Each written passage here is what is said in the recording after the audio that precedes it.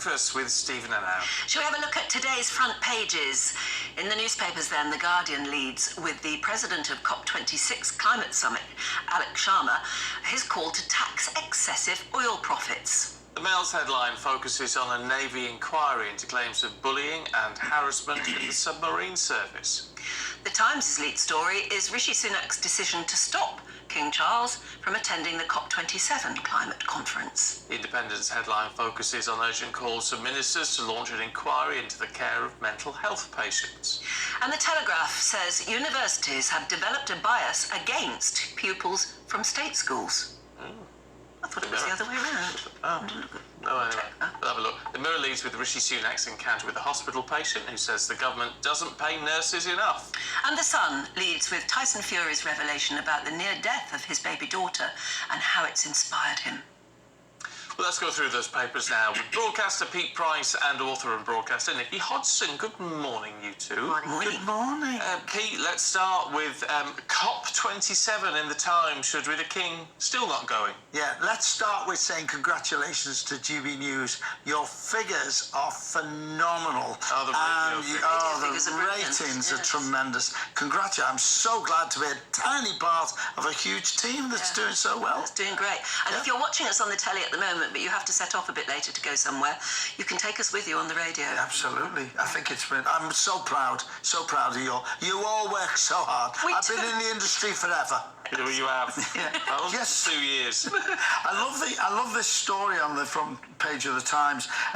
Sunak says he's holding Liz Truss's decision to stop King Charles attending COP27 climate conference. He said to them, apparently the monarch is chomping at the bit. First of all, I can't see him saying don't go to him. No. That I can't see at all. Charles is known, our king is known for his passion to save the planet, but I also think that our new Prime Minister, who wants to spend the weekend working on the statement, and I think it's important that he stays at home. I really do. We've done so much already to help with climate change. We need to get America and China to do their bit because they're the biggest problems, but he has got a job and a half. He's got every major problem in the world, like other leaders, to deal with, and I think he should be at home trying to sort our own country out right now. So I think they're going to have a go at him, and now the press are starting to have a go all the time, and he's only just started. Let the king go, but just say to Charles, don't commit to any money. Leave it, sir. Don't, you know. Yeah, what do you reckon, Nikki? Yeah, well, I'm a bit disappointed that the Prime Minister isn't going, but I do understand why he's decided not to. But because of that, he should send the King as his envoy, and it'd be good for and it'd be good for relations between the royals and exactly. The COPs never achieve anything, do they? But it's not about that, is it? It's not about the achievement of. I don't think it's about that. I think it's about the being seen to pledge your efforts. But we are sending. You know, we'll have people there. I know, but if your leader there or somebody representing the leadership, it doesn't look good. No, it's more important to get this country sorted now. We've got to get it sorted. We're in a mess. It's part of sorting this country out, isn't it, Pete? Say again? Sorting climate change. Well, let's start with the human beings first that live in this country now that are struggling. All the people in the NHS, all the people, all the pensioners, all the people worried about the electric bill. Let's get it sorted now, like other countries are doing. Well, everybody's struggling, aren't they? Everyone in the world is struggling. Having said that, I went out in town the other day and nobody's struggling. Everyone's spending a fortune. I went for a walk the other day. Every light was on in every house. Switch your lights off, you stupid people. Well, there's a lot of stuff to. I mean, I have to say, I'm very tight with the lights now. So am I. I'm tight with the lights. Me too. I was brought up like that. I go into a room, I switch the light on, I switch it off, and I leave. End of story. I went past a house the other day. I've never seen anything like it. Oh, it's like Christmas Day.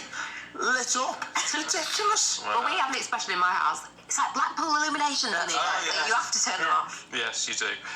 Nikki, let's have a look at the Royal Navy and a submarine scandal in the Mail. Gosh, this really is shocking, actually. So a number of whistleblowers have come to the Mail to tell them about the amount of misogyny that they have experienced, female colleagues.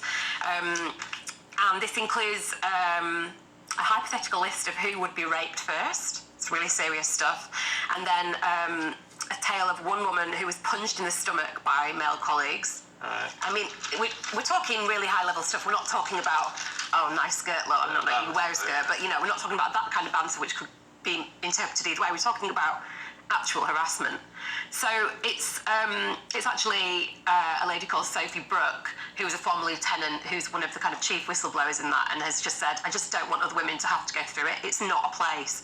She said that she loved being in the Navy. She said that she loved doing the maths, driving a submarine. It was amazing, but just unfortunate that all boys club makes it such a hostile and misogynistic place. Do women actually serve in the submarines? In a mixed They crew do in a now, submarine? yeah. And you know that they do things like they're called hot bedding, where they sleep in the beds and things. Like, apparently that's all mixed. So, I don't know if you've ever been in a submarine. Have you? You have? Yes, I have. Yeah. And they're so claustrophobic. Oh, I couldn't do it. But the idea of there being any form of sexual harassment in a mixed crew in a submarine is almost worse than you could think of anywhere else, because you can't get away from it. Such a positive environment. And then, I mean, there are other stories of apparently senior officers were said to have a black ops hard drive, which was code for their porn collections, and they would get junior officers to upload their porn to that. I mean, it's really scandalous, this report. And I don't know how they're going to get away with not doing a very, very serious investigation. Well, you can't get away. There's nothing that happens on a submarine that everyone doesn't know. No, Well, I was going to say, exactly. that's bad leadership then, isn't it? It's bad everything, really. Yeah, but it's scandalous about that, as you say in the story, but also the bullying that goes on with men, between men. Yeah. You know, it's just as bad. It's just as bad. It's a bit of a brutal environment, I think. Yeah. No, if you've ever been on a sub, it's just horrific. It's horrific. It's so tiny. Yeah, I was terrified just even walking into it. Yes. And I just lost it. I totally I lost was in it. a sub, it never submerged. Yeah. I mean, the very thought of actually being under, God knows how many metres of water as well. For weeks or months at a Yes, time. Yeah. It's gross. Doing a terribly important job, Hell but of a my job goodness, being a if submariner. there's anywhere where you need absolute tight control Absolutely. over people's behaviour, surely it's there. Pete, we've got a breakthrough, according to the Express, in the migrant crisis. What they're saying is it's an ambitious deal between France and Britain. What's scary is we have got to make it unviable for these crossings, whatever. And it's human beings now. It's getting ridiculous. This is 37,801 persons crossed from France last year. It's getting absolutely crazy. And they've got this double page in the Express, which is worth reading. 1,000 people should be in this camp. There's 2,600.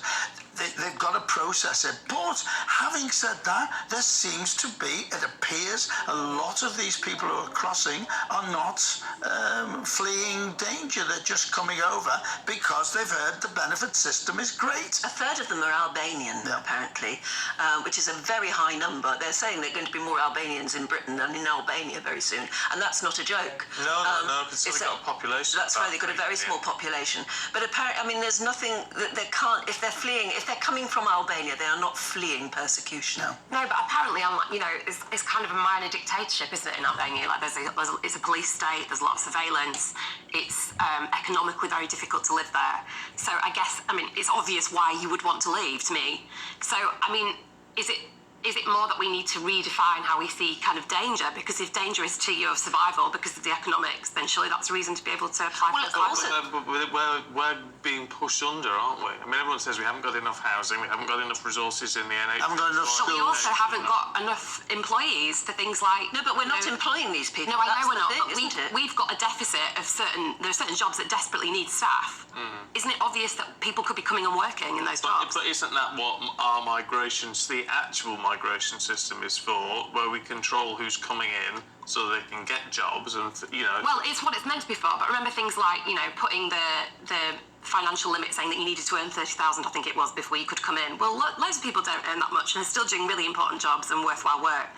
I just think the strictures that we've now put on migration are actually costing us, because we actually have loads of we've got loads of opportunities for people, and we're just not. And we've got loads of people out of work that could work. Yeah. Well, But, Yeah. you know, but again, if you've got people out of work that don't want to work, that's one thing. But if you've got people that will happily come and do a job, well, why not help them? But do they want to come and do a job, or do they just want the benefits? Well, I don't think they do just want the benefit. I think they end up on the benefits Well, because they haven't got the opportunities to work. They can't get benefits because they don't have an immigration status, do they? But they're being disappeared. I mean, a lot of these people, we're either paying to accommodate them, or they just sort of disappear into the So black economy. Yeah, Exactly.